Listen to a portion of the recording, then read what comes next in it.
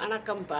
இப்பப்ப பெண்களுக்கு மாதவிடாய் பிரச்சனை, கர்ப்பப்பையில பிரச்சனை, குழந்தையின்மை பிரச்சனைலாம் வர்றதுக்கெல்லாம் காரணம் ஃபஸ்ட்டு அவங்க உடை தான்ப்பா. பூரா டைட்டான உடைகள அணிஞ்சுக்கிறாங்க. அப்புறம் இந்த பேடு வைக்கணும்னு சொல்லி வச்சு, அடைச்சு இது பண்ணிக்கிறாங்க. அது பேடெல்லாம் வைக்கக்கூடாது. அந்த காலத்தில் மாதிரி ஒரு காட்டன் துணியை வச்சோமா, எடுத்தோமா, தூக்கி போட்டோமா அந்த மாதிரி இருக்கணும். அப்படி இல்லாமல் இந்த பேடை இன்றைக்கெல்லாம் காலையில் வேலைக்கு போகிறவங்க வைக்கிறாங்க, வச்சுட்டு சாயந்தரம் தான் வளர்த்து கலட்டுறாங்க.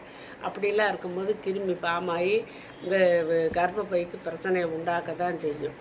அப்படி இருக்கும்போது அதை யூஸ் பண்ணக்கூடாது. ரெண்டாவது அவங்க உள்ளாடைகளை இப்போ எல்லாம் பொம்பளை பிள்ளைங்க ஜட்டி போட்டுக்கிறாங்க, பேண்ட் போட்டுக்கிறாங்க இறுக்கி.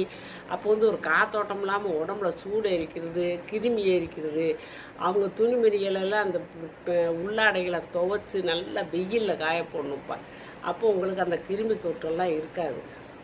அப்புறம் உடம்பை சூடு அதிகமாக்காமல் பார்த்துக்கணும். பொம்பளை பிள்ளைய கண்டிப்பாக வாரத்தில் 2 நாள் எண்ணெய் குளியல் செஞ்சே ஆகணும். நல்லெண்ணெய் தேய்ச்சி உடம்பு தேய்ச்சி குளிச்சே ஆகணும். அப்போ தான் உடம்புல சூடு குறையும்.